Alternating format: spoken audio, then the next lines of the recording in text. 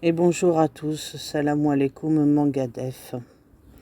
Samedi 16 juillet 2022 et il est 17h40 heure de Paris. Alors ce que vous voyez là, c'est une de mes premières réalisations en matière de chapelet, sauf que comme vous le voyez, les perles sont beaucoup plus grosses.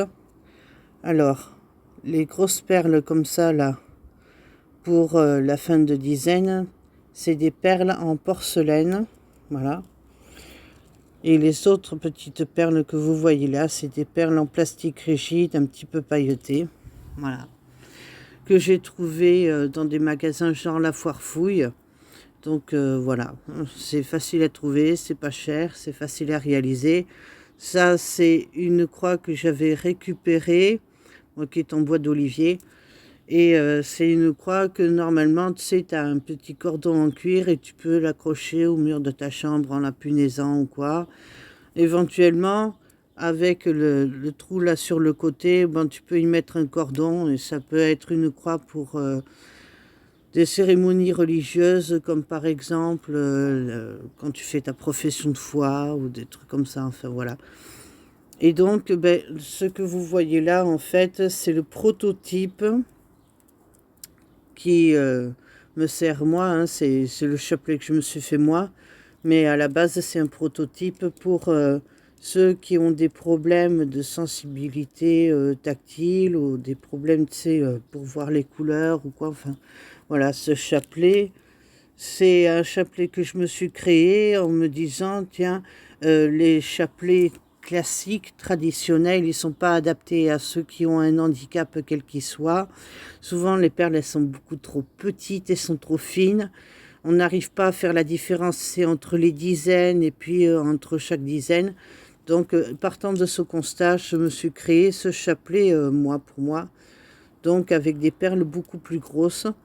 Pour ceux, tu sais, qui ont des problèmes comme moi, de crampes, de fourmis dans les doigts, ou quand on est fatigué, on est douloureux chronique, fatigué chronique, on n'arrive pas, tu sais, à compter les perles et tout, je me suis dit, tiens, voilà, je vais me faire un chapelet avec des perles beaucoup plus grosses, qu'on sent mieux sous les doigts, des perles qui sont faciles à manipuler, on n'a pas besoin, tu sais, de beaucoup forcer, elles peuvent couler facilement entre les doigts. Enfin voilà, c'est partant de ce constat que je me suis créé mon chapelet, on va dire, adapté à l'handicap. Et je me suis dit, tiens, ça peut servir de prototype pour créer un modèle qui soit plus tard commercialisable pour ceux qui ont des difficultés à tenir quelque chose dans les mains, qui ont des crampes, des douleurs, qui sont fatigués chroniques, ou même, tu sais, quand tu as des problèmes de vue, de sensibilité tactile, enfin voilà. Voilà, j'ai essayé de créer un prototype d'un chapelet adapté à l'handicap. Voilà. Petit clin d'œil à ma nouvelle abonnée qui a été rencontrée sur YouTube parce que justement, toutes les deux, on débattait autour de l'handicap. Ah, l'handicap, c'est un sacré sujet. Il y a tellement de choses à dire sur l'handicap, l'intégration des handicapés, les problèmes de place dans les maisons d'accueil spécialisées, d'accueil médicalisé, les places dans les instituts. Il y a tellement de choses à dire sur l'handicap. L'handicap au quotidien, c'est vraiment pas simple. Trouver une place en institut non plus, c'est pas simple. Les places, elles sont chères. Elles sont chères dans le sens où il y a beaucoup moins de places disponibles qu'il n'y a de demandes. Ça, c'est un sacré problème. L'intégration de l'handicap, des handicapés au quotidien, là aussi, il y a des progrès à faire. Alors c'est vrai, on ne va pas cracher dans la soupe, on ne va pas être mauvaise langue. Heureusement, Dieu merci, il y a eu des progrès de fait. Merci mon Dieu. Mais il y a encore beaucoup de progrès à faire. C'est dommage, franchement, que les places en institut soient aussi chères. Alors quand je dis cher, je ne pense pas forcément à l'aspect financier, parce que cet aspect-là, je ne maîtrise pas très bien. Mais je parle cher dans le sens où il n'y a pas encore assez on va dire, un équilibre, tu sais, entre le rapport le demande de nombre de places et puis le nombre de places réelles disponibles. Voilà, c'est là qu'il est le problème, c'est là où ça pêche. Ça, c'est un gros problème. Et puis, je dirais, dans l'intégration quotidienne, moi, pour ma part, de mon côté, ce que j'ai constaté depuis des années, c'est le poids du regard des autres, le regard qu'on pose sur l'handicap, sur les handicapés. C'est un gros problème. Nous, souvent, les handicapés, on a un problème avec le regard des autres parce qu'on vit une différence qui n'est pas forcément évidente à vivre tous les jours au quotidien. On peut avoir des problèmes de retard au niveau de l'apprentissage. On peut avoir des problèmes au niveau, tu sais, de vitesse de compréhension, d'assimilation des informations, de restitution des informations. On peut avoir un problème au niveau de la rapidité d'exécution. C'est wow, c'est chaud l'handicap, hein, c'est chaud.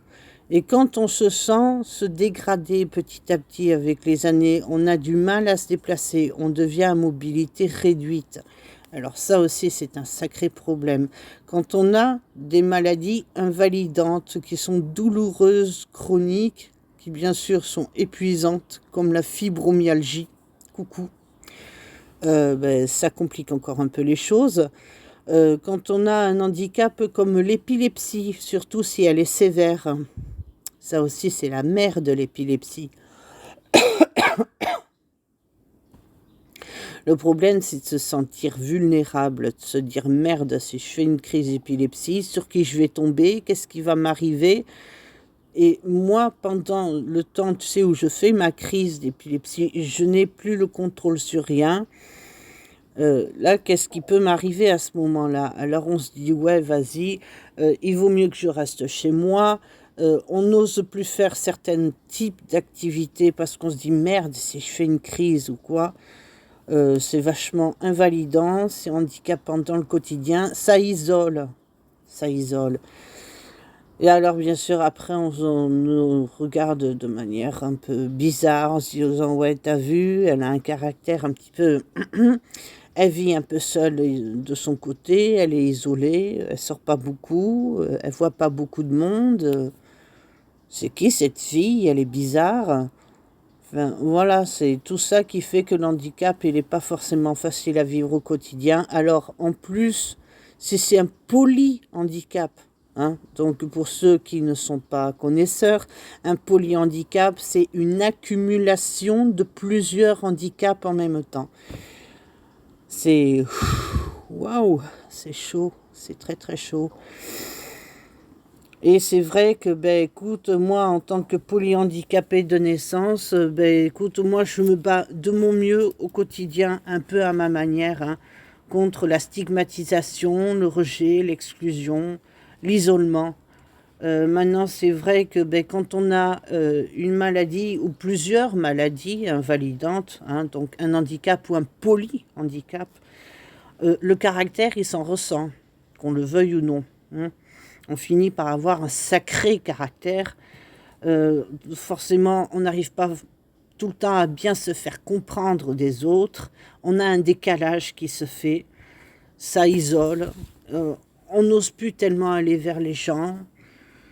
Après, bon, ça varie d'une personne à une autre. Heureusement, on n'est pas tous pareils. Mais voilà, quand on sort d'une période de longue maladie, on est fatigué, il faut se refaire une santé, on perd du dynamisme, on perd du tonus. D'ailleurs, ça doit s'entendre à ma façon de parler. Vous sentez que ça pédale dans la semoule, hein? Ouais, j'ai du mal à remonter la pente. Il y a un moment où on se dit... je sais pas, peut-être que finalement, ça serait mieux pour moi, avec les années qui avancent, de partir en institut médicalisé, hein, d'aller voilà, d'aller dans un institut. Et c'est vrai que souvent les gens ils te disent ouais quand même, vas-y, tu t'es bien battu, c'est pas une question d'abandon, mais voilà, avec les années, on a besoin de se sentir plus rassuré, plus sécurisé.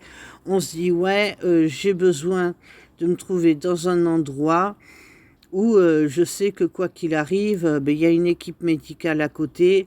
Il m'arrive un truc, hop, l'équipe elle est tout de suite réactive, elle est tout de suite sur le pied de guerre.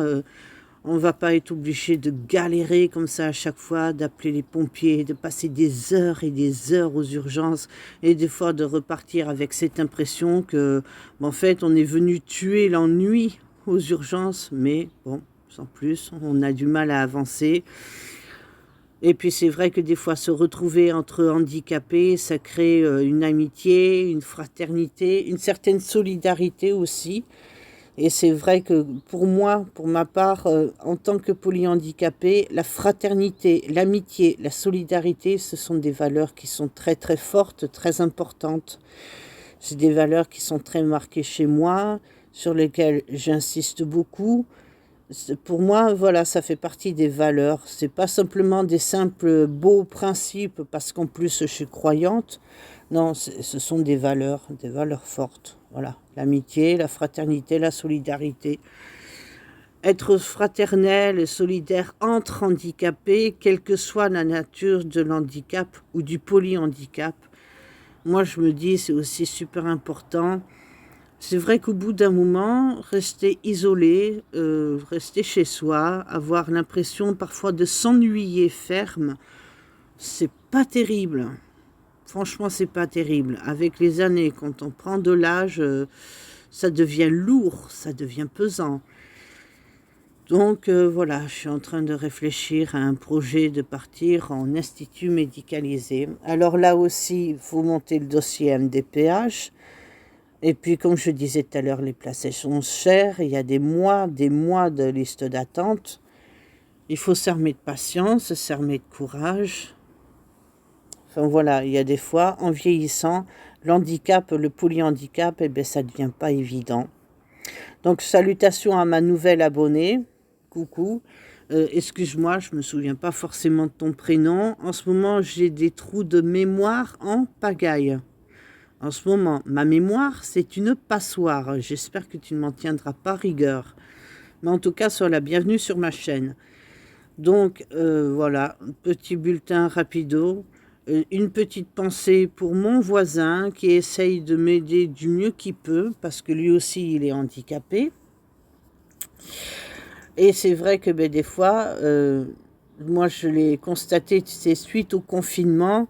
Ben, des fois, le confinement, ça peut rapprocher les gens les uns des autres, ça peut recréer une certaine convivialité, une certaine solidarité entre voisins. Ça aussi, c'est super important, hein. Le lien social, hein, l'entraide, la solidarité.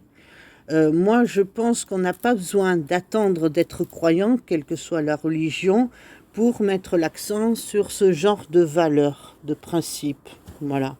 Après, j'attends vos avis en commentaire, hein, le débat est ouvert, mais c'est vrai qu'on a besoin de recréer du lien social, de recréer des liens de fraternité, de solidarité, de recréer cette, comment dire, ce sentiment d'appartenance à une communauté, une fraternité, une solidarité intracommunautaire, c'est un lien solide dans la communauté, quelle qu'elle soit. Et la communauté, c'est pas que dans le sens religieux du terme, hein. La communauté, c'est la communauté humaine. Donc voilà, moi je vous invite à réfléchir à ce sujet. J'invite tous ceux qui sont des acteurs politiques, hein, nos élus, les élus, que ce soit les élus locaux, les maires, que ce soit toute l'équipe autour du maire, que ce soit les députés, ou que ce soit même après des sénateurs, enfin voilà, tous nos élus politiques, je les invite à réfléchir activement autour de ce sujet sensible et douloureux qu'est l'handicap, l'intégration de l'handicap et des handicapés dans la société au quotidien. Et c'est dès le plus jeune âge, ça commence dès l'âge scolaire. Voilà. Moi, je me dis, ok, chic, il y a eu des efforts, il y a eu des progrès de fait, mais ça ne suffit pas. Il faut continuer, le combat continue. Il faut continuer le combat pour aider les gens à changer le regard qu'ils portent sur l'handicap et sur les handicapés. Parce qu'il y a certaines réactions, excuse-moi, mais ça donne plutôt envie de rester chez soi, ça fait peur d'y aller. Donc voilà. Hein. J'espère avoir réussi à me faire comprendre. Je vous salue tous bien. Attention aux fortes chaleurs. Attention. Attention au risque d'incendie. Hein. On ne déconne pas les gens. Parce qu'avec les fortes chaleurs, c'est ultra sec. Alors ceux qui jettent les mégots n'importe où et que ça fait des feux de forêt, tu as des milliers d'hectares qui partent en fumée, tu as les pompiers qui sont sur le pied de guerre, tu as des maisons qui brûlent, les voitures qui brûlent. Malheureusement, il y a aussi des personnes qui meurent dans les incendies. Non, là c'est bon, il va falloir un peu se calmer. Ceux qui font un petit peu n'importe quoi, ils font du camping sauvage et puis ils font un feu hors de contrôle, où ils jettent les mégots n'importe où et après, fouf, ça flambe tout. Non, non, franchement, non, c'est zéro, c'est zéro pointé. Alors en plus par forte chaleur. Donc, s'il vous plaît, les gens, prudence. Ne pas oublier de veiller aussi sur nos anciens. Nos anciens, avec l'âge, les fortes chaleurs, ils ne les ressentent pas forcément. Ils ne ressentent pas forcément la soif. Donc, il faut les obliger à s'hydrater. Il faut les faire boire régulièrement. Se couvrir un minimum pour éviter les coups de soleil. Hein. Ça fait beaucoup de dégâts, les coups de soleil. Ne pas sortir nu-tête. Non, c'est pas raisonnable. Ceux qui sont très sensibles, comme les épileptiques, restez au frais.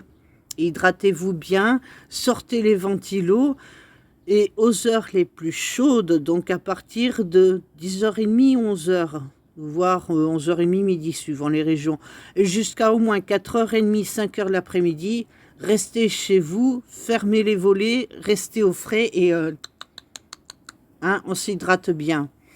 Avec de l'eau plate de préférence, hein. Ouais, parce que t'en as, s'hydratent bien, ils sont là, ils sortent l'accro et tout. Non, non, non, de l'eau plate de préférence, hein, tempérée. Voilà, mais il faut prendre soin de ceux qui sont fragiles, hein, que ce soit les jeunes enfants, les bébés, les épileptiques, nos anciens, enfin voilà. Il faut être solidaire, il faut faire attention à ceux qui sont sensibles, qui sont fragiles, ils sont isolés, prendre régulièrement des nouvelles, voilà, toutes les petites recommandations. Prenez soin de vous et je vous dis à très bientôt. Merci pour votre fidélité.